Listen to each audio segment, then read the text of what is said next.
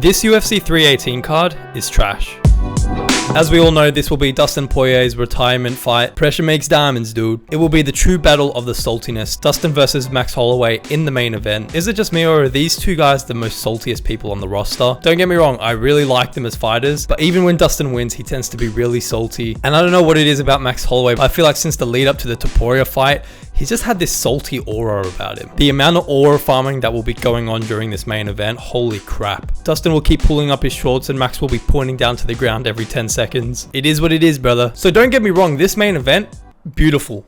But then you scroll down just a tiny bit. Paulo Costa versus Roman Kopylov for the co-main event. Please tell me what the thought process going into this was. Here's the thing, if you're a casual that has maybe started watching UFC in the last 2, maybe even 3 years, you don't know who these guys are. And when you look at a card like this, it's a BMF card, Max Holloway and Dustin. This is the definition of a casuals card. So you think they would try to put as many fan favorites on this card as they could. The casuals will not be watching this co-main event. I will not be watching this co-main event. I'm just joking, I will be. My issue with this card is, in hindsight, it's got decent matchups on it, but it's too dependent on the main event. I really think if the UFC had put a really good co-main event on this card, it would have went from mid to pretty good. Not great, but pretty good.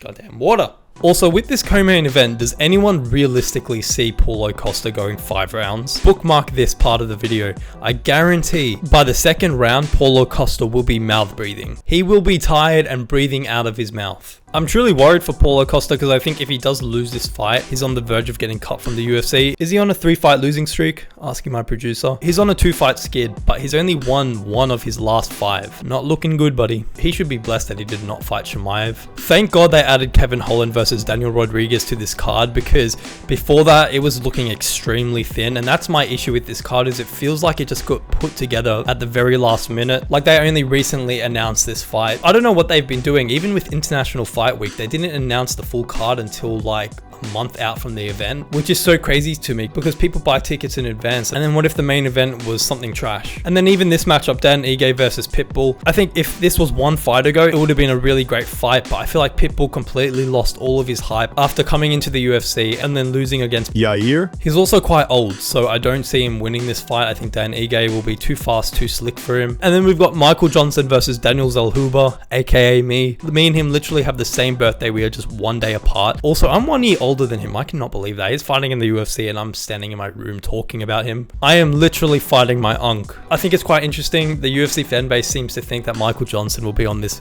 generational title run because of 1 decent fight. He's an OG, but I do not see him winning this fight. Sorry, Michael Johnson. We will be watching. All in all, I think the main event is exciting. It's something to look forward to. I love the BMF title. I really do think the UFC should do more things like this. Not oversaturated, but I think these kind of, one-off things make the UFC more exciting. And I think at the moment, this is what we need. We need more reasons to be excited about the UFC. But like I said, I feel like this card was really thrown together last minute. Like, I feel like a month ago, we had Brendan Allen versus Marvin Vettori on the main card. Thank God it's on the prelims. That would have been a generational crash out. I do think it's a good fight though. I think this is a fight that will bring some hype to the prelims. You'll have Theo Von watching, but in my opinion, the early prelims are arguably better than the actual prelims themselves. So we'll definitely see Theo Von there from around 3 p.m. But let me know what you guys think about this card. Will you be watching, and what fights would you have put on here instead? Make sure you guys do drop a like on this video. Make sure to subscribe as well. We're close to 100 subscribers, and I will see you guys in the next video.